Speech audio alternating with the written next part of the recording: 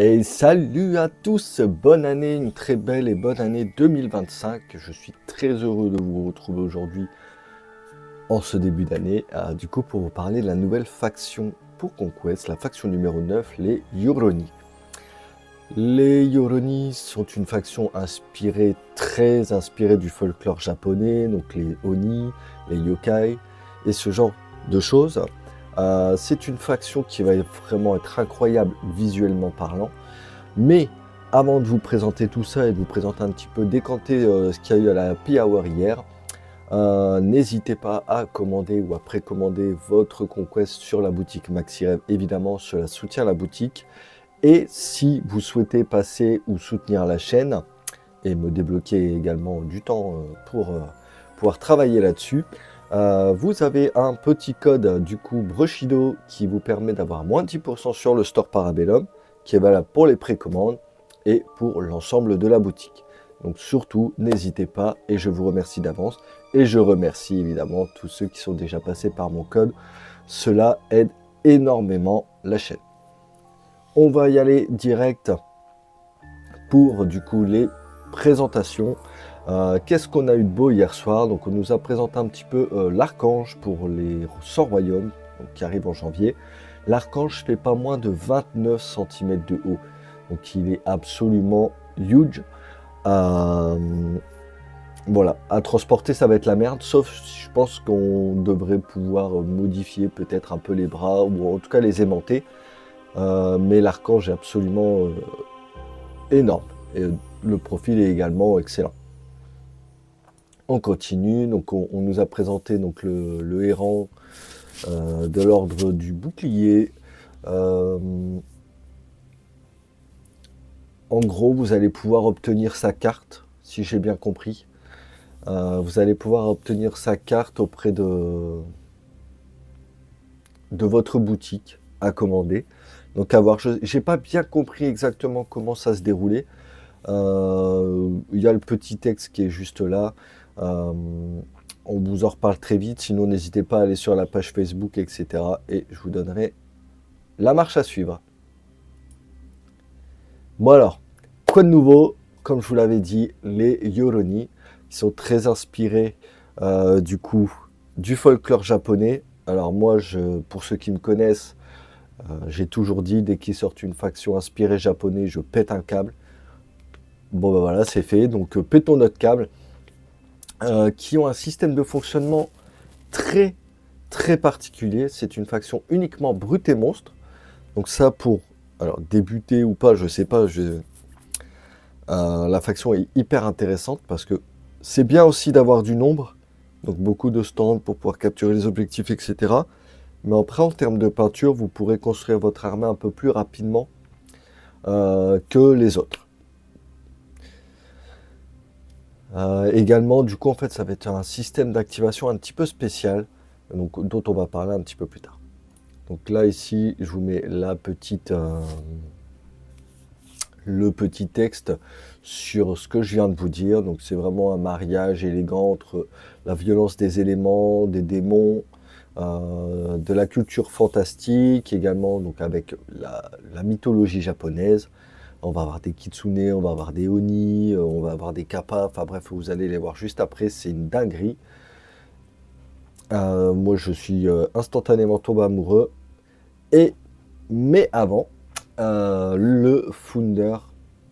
Alors, pour ceux qui ne le savent pas, le Founder, c'est un élément en édition limitée que vous allez pouvoir commander pour votre faction ou pour d'autres, évidemment, hein, si vous aimez ce type de produit. Celui-ci s'appelle le Bound of Element, donc qui est une maîtrise du coup des rois sorciers, et il est absolument stratosphérique. Enfin voilà, je veux dire, la peinture, la sculpture parle d'elle-même. Donc si vous êtes intéressé par ce Founder, n'hésitez pas à le commander. Il est en précommande sur le store de Parabellum. C'est parti pour les petites figurines pour les Yoroni. Je vais essayer de vous agrandir un petit peu tout ça, parce qu'au final, ma tête, on s'en fout. Donc là, vous avez le contenu du starter First Blood. Donc au centre, vous aurez la Kitsune, Donc, il y a 2 profils pour la Kitsune. On aura les Tengu, c'est pareil, on a 2 profils différents, c'est un double kit. On a les Kappa Oni, ou en tout cas c'est eux les Oni, je ne sais plus exactement. Donc on aura les Kappa. On aura ici des espèces d'armures enchantées, démons, enfin bref, absolument, je vais encore leur dire, hein, mais stratosphérique, la faction, visuellement en tout cas, elle tabasse. Ceux qui me connaissent, encore une fois, je suis un grand fan du Japon, de son folklore, de sa mythologie. Donc j'étais obligé de tomber dedans. Bah, c'est chose faite. Donc là, ce sera le starter First Blood qui sera à 99 € prix Parabellum. On continue la Kitsune.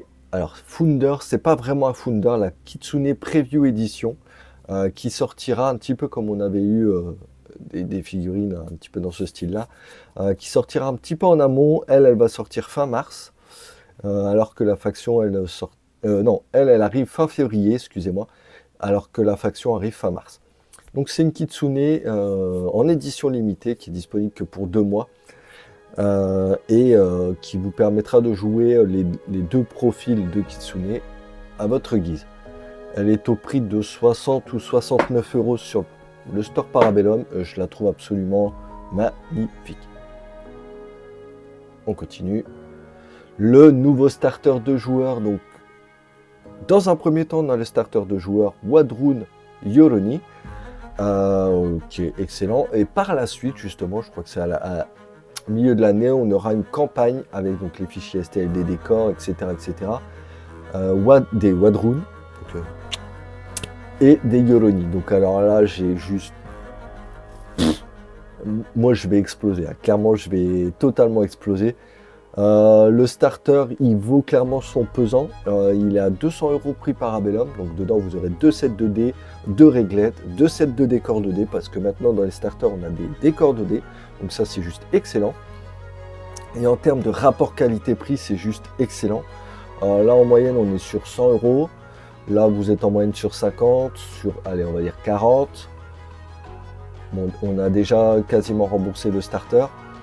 En plus, donc là, on va être sur du 40, 50 €, 35, 40, 50, et un petit personnage, sachant que là, le personnage des Wadrun est le Winglord. Starter ultra rentable, mais alors ultra rentable. Si vous voulez vous lancer, et franchement, c'est un des meilleurs starters pour moi. On a du dino, on a de la faction japonaise, bah... Franchement, comment ne pas craquer sur Conquest avec son système de jeu absolument magnifique. Bref, un super nouveau starter de jour. On continue avec du coup un Akuma qui sera un des personnages jouables. Donc ça c'est une des versions du coup du personnage. Je crois que vous avez 2 façons de le monter. Qui sera un leader pour votre armée et pour tabasser. Et par contre, le goût de la faction est juste... L'aspect visuel, moi, il m'éclate, c'est magnifique. Enfin bref, voilà, vous voyez que la figurine, elle pète les yeux, elle pète la gueule, elle est trop belle. Et on le verra plus tard, elle casse la gueule aussi sur le terrain. Donc l'une des versions de la Kitsune, donc je crois que elle c'est la version mage, mais j'ai un doute. Vous allez voir, le fonctionnement de la faction est très spécial. Donc voilà, j'ai envie de chialer tellement c'est beau. Ensuite, on a le premier rendu des Tengu qui sont des musiciens. Donc là, apparemment, on le voit pas trop. Mais ce serait plutôt cool de pouvoir remplacer, par exemple, les arcs ou les épées, dont leur autre version, c'est avec des épées, avec un Shimansen, donc, qui est l'espèce de sitar japonaise, là. Moi, je trouve qu'il... Voilà, j'en perds mes mots, excusez-moi, mais waouh! Moi, je craque mon slip, comme on dit. On continue, la deuxième version de la Kitsune, qui a l'air d'être celle avec le Flawless Strike, qui a l'air celle un peu plus énervée, un peu plus pas contente. Je la trouve aussi magnifique. Voilà. Vous allez, je vais pas arrêter de le dire, mais c'est magnifique. Alors ici, on aura de l'ONI. Je pense que c'est ce qui va être affilié à l'ONI. Bah voilà, ça pète la gueule encore une fois. Hein. C'est magnifique, des grosses brutes, des grosses bouboules. Pour l'instant, en plus, c'est qu'un rendu 3D. Alors, des gars comme des super peintres comme Parabellum, etc., qui vont nous faire des trucs de dingue dessus. Ça va être fou. Et j'aime bien le mix un petit peu entre les espèces de boules, là, les robots qu'il y a chez les Dwegom, et les brutes chez les Spires. Moi, le design, clairement, m'a inspiré. On continue donc avec nos armures justement qui sont vides, qui sont animées. Je sais pas encore, j'ai pas encore leur lore, mais je sais pas encore par quoi ni comment ils sont animés. Mais bon voilà, hein, des armures de samouraï comme ça. Alors, vous voyez là, il y a un trou qui est tenu par la bande. J'espère que c'est du bon plastique. Après bon, Parabellum, voilà, très très bon plastique comme toujours. Donc magnifique. J'ai envie de pleurer tellement je suis fan. Donc les ironies, on continue. C'est une faction qui est only brute et monstre, qui va utiliser justement une nouvelle façon de s'activer. Donc là, en gros, quand vous allez acheter une boîte, vous n'aurez pas une carte d'activation à proprement parler, vous aurez une carte d'idéal.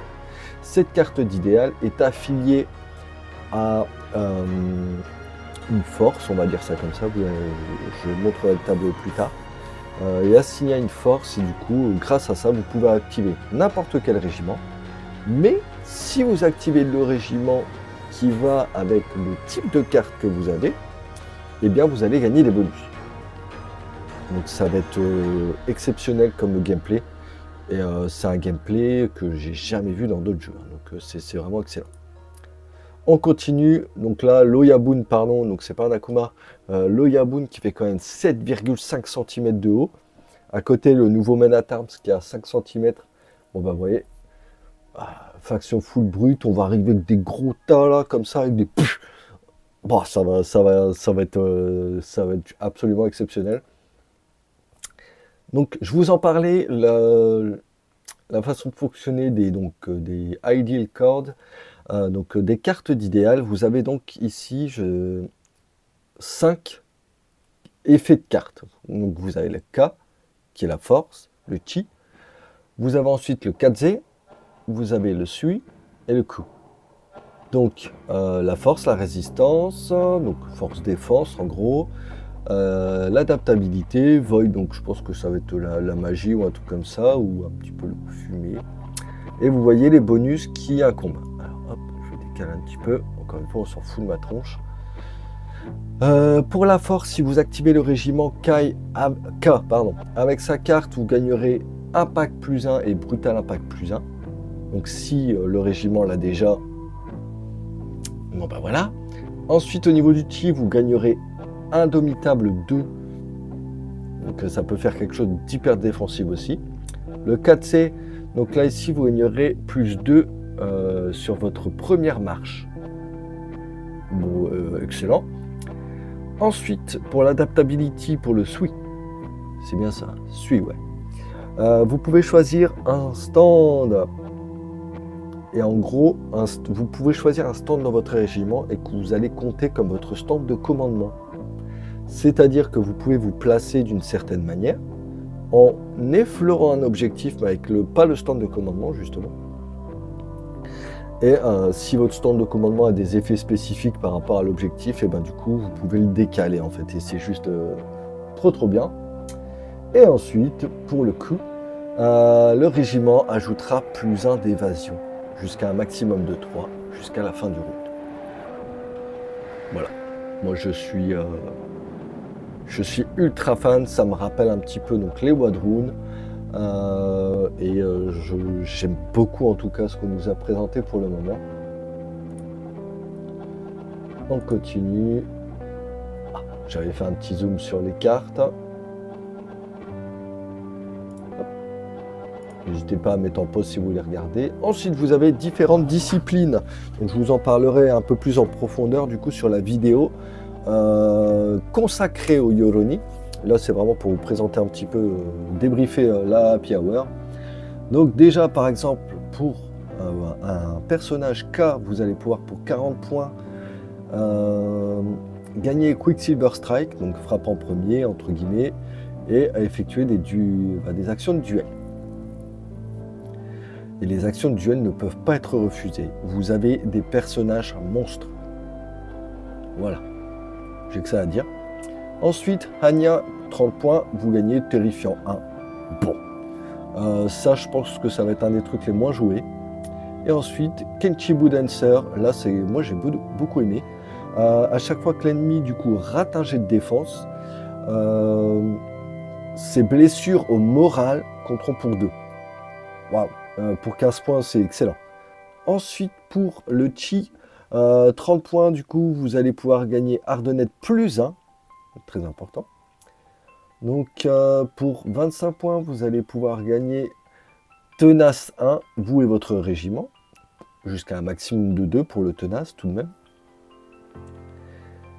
Takikiyo Training, 20 points, vous allez pouvoir... Alors,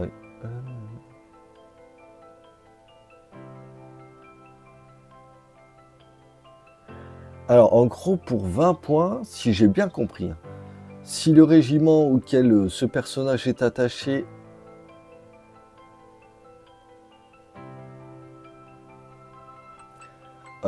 skip entre guillemets son activation, il va gagner Ardennette 3. Pas mal du tout, hein, pour un gros tas de PV que vous mettez sur un objectif, vous n'avez rien de particulier à faire. 20 points, vous restez dessus, Ardennette 3, viens me chercher Coco, je suis là. Très bien. Ensuite, 4C, Gunball, 30 points, vous gagnez Forward Force, donc Forward Force, flank, trop fort. 30 points, c'est ce que ça vaut. Ensuite, pour 20 points, vous pourrez ignorer les terrains in the ring. Ok, à voir. Ensuite, pour 20 points, vous allez pouvoir donner une bannière en bulle à 10 pouces de vous. Et ça, c'est super cool. Ça, c'est vraiment pas mal. Et ensuite, pour la Sui,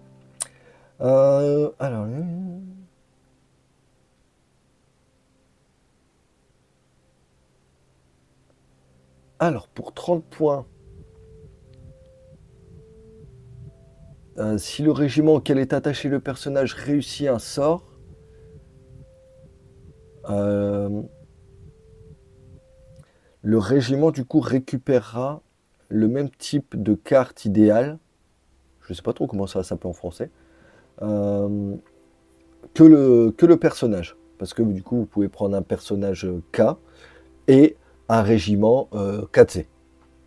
Donc vous pouvez faire des combinaisons de marbré.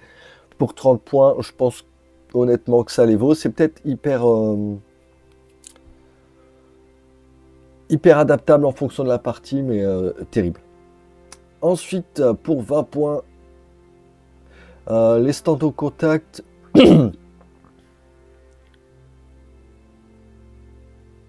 Les stands au contact de ce socle de personnages perdent toutes les règles spéciales gagnées grâce à des sorts ennemis. Hyper situationnel. Je ne sais pas trop. Et ensuite, pour 10 points, les régiments à 10 pouces de ce personnage comptent comme plus 3 en tant que scaling contre les sorts. Pour 10 points, si vous avez 10 points qui traînent, pourquoi pas. Ça peut être intéressant, très intéressant. On continue. Donc vous avez une nouvelle mécanique qui sont les régiments modulaires. Donc les régiments modulaires, entre guillemets, c'est quoi? Vous allez pouvoir faire des régiments construits différemment. Donc avec un minimum de 2 stands qui peuvent inclure du coup des profils variés. Vous devez choisir un chef qui aura le rôle, en fait c'est lui qui va déterminer la carte idéale de ce régiment modulaire. Ensuite, vous ajoutez le nombre de stands de votre choix indiqué dans la section. Donc attention, hein, la section stand modulaire, c'est vraiment une section particulière. Le régiment utilisera la caractéristique de marche la plus basse de toutes les formations du régiment. Bon, logique, ça évite des conneries comme les gros tons qui marchent, je sais pas, 5-6, qui peuvent bouger de 8-9. Hein. Et chaque stand dispose d'un certain nombre de règles spéciales. Donc du coup, chaque stand possède un ensemble de règles spéciales de commandement qui ne sont accessibles que lorsque ce stand est en activité. Bon, là j'ai pas très bien compris. Et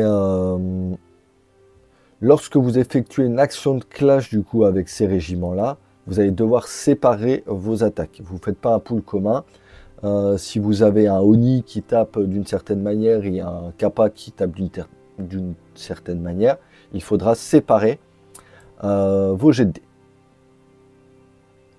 Voilà, y compris toutes les règles spéciales ne se cumulent pas les uns avec les autres, je crois bien. Après, cependant, donc, même si les attaques sont... Excusez-moi, parce que j'ai mes yeux qui brûlent en même temps. Même si les attaques sont lancées séparément, elles sont bien infligées en simultané. Donc vous ne faites pas un jet d'attaque pour l'un des stands, résolvez blessure morale. En fait, vous faites vos touches avec un stand, vos touches avec l'autre, faites un pool commun. Et ensuite, vous y appliquez les règles spéciales.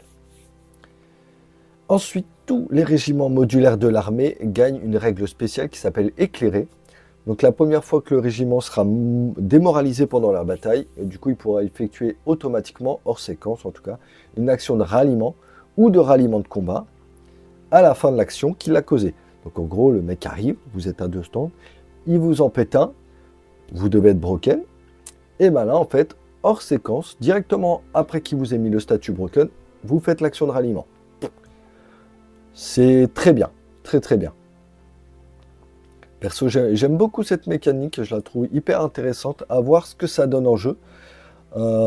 J'ai pas encore assez étudié les listes pour me dire, tiens, ça à 2, ça va être trop fort, ça va être trop drôle. Et après, cette mécanique est cool, mais on l'a vu, vous êtes qu'à 2 stands, vous vous en faites péter un, bah, il est broken.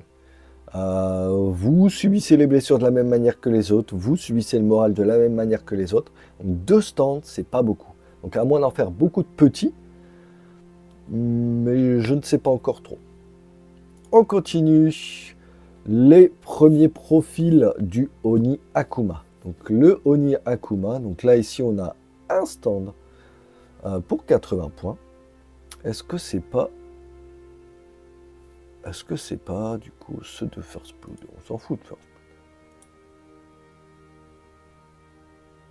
Blood. Là, il me semble que on est sur le beau profil de la Kitsune Omioni. Donc là, c'est la Kitsune qui pour 110 points sera la sorcière. Donc ok, cool. Un profil plutôt similaire, je trouve. En tout cas, pour moi, il me fait penser un petit peu à la sorcière des rois sorciers. Sauf qu'ici, on a barrage 3 à voler 3. À 14 pouces avec Deadly Shot. Bon. Predator, sorcière SK, bon, je ne sais pas trop. Impact 3, donc elle arrive, coup de queue. Et, prêtre 6, donc bon là, ça c'est ok. Ensuite, du coup, c'est toujours un type brut. Elle aura volé 3, ça je vous l'ai dit, un clash de 2, logique, 5 attaques quand même pour son stand, 6 PV, une résolve de 4, une défense de 3 et une évasion de 2. Donc vous pouvez quand même, l'impact je pense servira. Vous pouvez quand même l'amener au corps à corps, c'est pas dérangeant. Donc ici on va avoir ces spells que nous verrons plus tard dans la vidéo qui y sera dédiée, mais vous aurez également sa suprématie qui est toujours active. Donc une fois par round, lorsque on active un régiment ou un personnage avec une carte idéale suit, le régiment peut immédiatement effectuer un sort gratuit. Comme si le stand de commandement était le spellcaster. Voilà. Et le spell est évidemment automatiquement réussi. Donc une fois par round, vous allez pouvoir blaster un mec gratos. Et ensuite, en seconde partie, vous le verrez sur tous les personnages un petit peu Yoloni, vous avez donc 2 types de suprématie, donc quelque chose qui est une fois par round, souvent c'est ça. Et ensuite, vous avez quelque chose qui est toujours actif, donc durant la bataille, tous les régiments amis activés avec une carte idéale suit.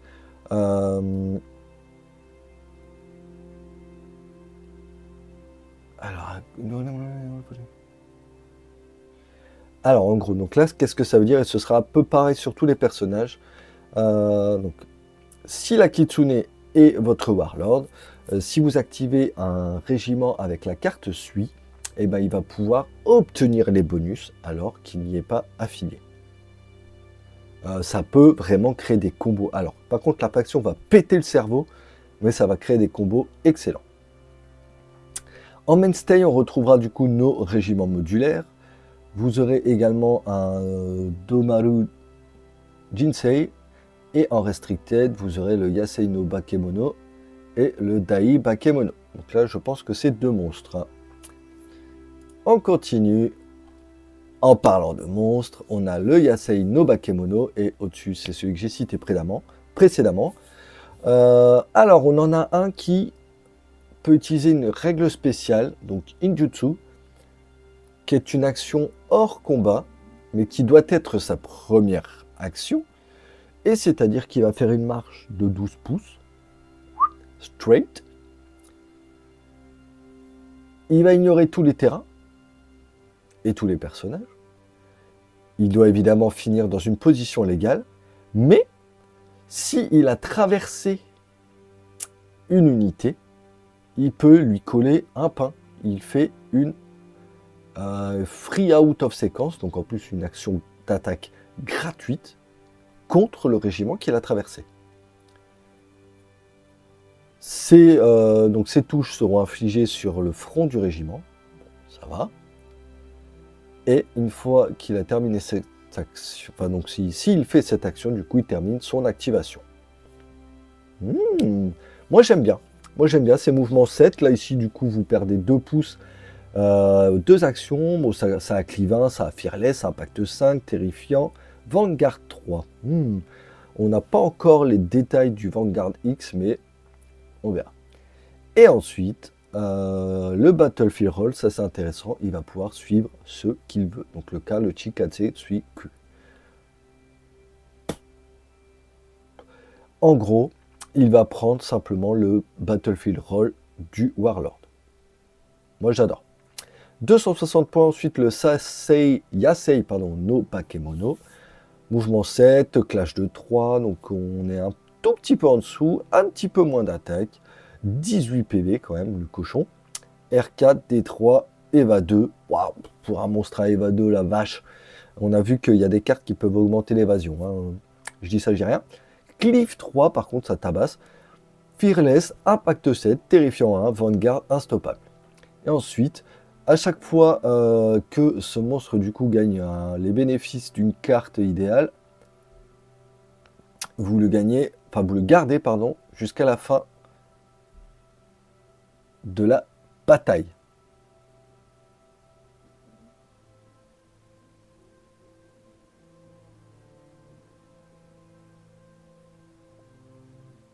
Oh, excusez-moi, j'ai fait un petit bug. En gros, là, vous gardez, vous pouvez rester à EVA 3 H24 en fait. Waouh! Waouh, waouh, waouh! Alors, on n'a pas encore de visuel, mais ça arrive en mai et c'est Instabay. Instabay. Ensuite, ah bah non, du coup, en fait, Léonie, c'était bien les profils. The Last Argument. Donc, Loni Akuma. Donc qui sera un K, donc assigné à la force, ça bouge de 6, ça clash 3 de base, 5 attaques de base, ça tabasse quand même, 6 PV, Resolve 3, Def 3, Eva 1 de base, mais Cleave 2, Impact 2. Si vous utilisez la petite carte Kai, vous ajoutez plus une attaque et vous gagnez Juggernaut. Juggernaut, pour rappel, c'est une charge automatique à 5 que vous ne pouvez pas modifier évidemment, mais c'est une charge automatique à 5. Voilà. Ensuite, on aura le Kami Akuma, qui lui sera assigné au Shi. Donc c'est un peu un profil similaire, voire même totalement similaire, sauf que lui pourra ajouter plus 1 à sa défense. Et à la place de Cleave 2, Impact 2, il aura Trample 2, Impact 2. Donc une unité qui va arriver à Def 4, Trample 2, Impact 2. On a des cartes qui peuvent donner Brutal Impact plus 1, un pack plus un. Avec le bon Warlord, vous voyez déjà, il y a des combinaisons qui sont en train de se faire. Donc, absolument parfait.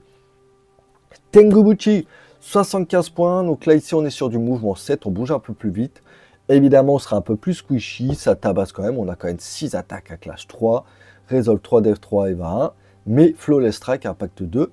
Sachant que, avec les cartes, vous allez pouvoir ignorer les effets des terrains in the ring. Et vous allez gagner pouvoir gagner la règle spéciale Vanguard 4.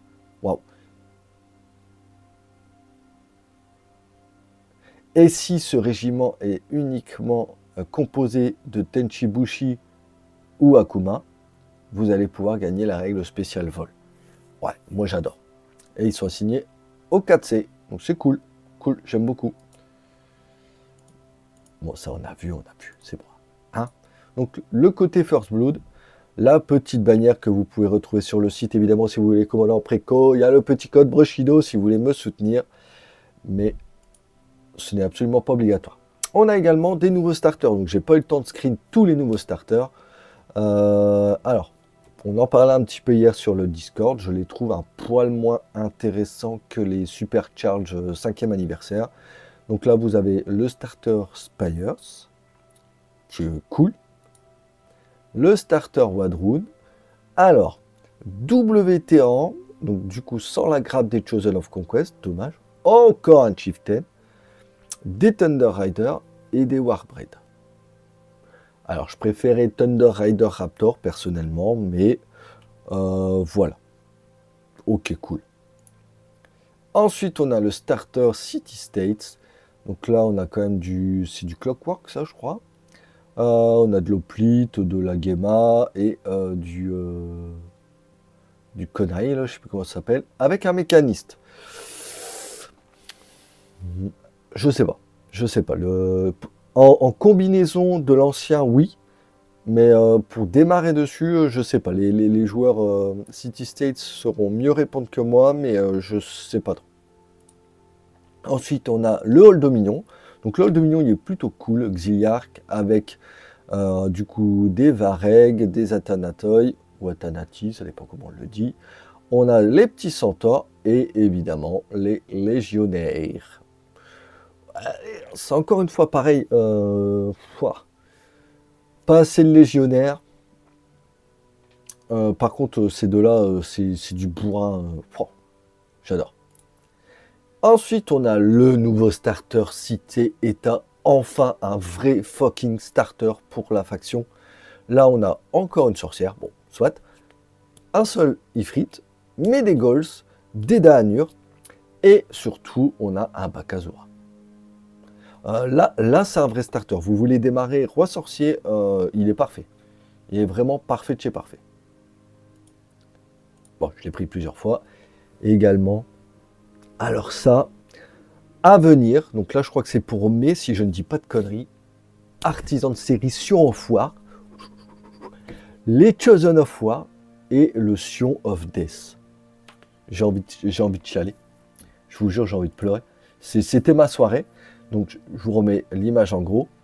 On aura également pour les Yoroni des Origami Warriors. Donc là, ici, du guerrier papier. Les Dai Bakemono et le Yasei no Bakemono. Donc là, ça va être les deux monstres. Donc ça, si ça sort en mars, ça doit être avril ou mai. Ça, je crois que c'est en avril. Donc, bah voilà. Exceptionnel. Et on revient au début. Donc voilà, je vous prépare très rapidement la vidéo du coup sur le bouquin de règles qui est disponible sur le site de Parabellum. Et je vous dis à très vite. Peace.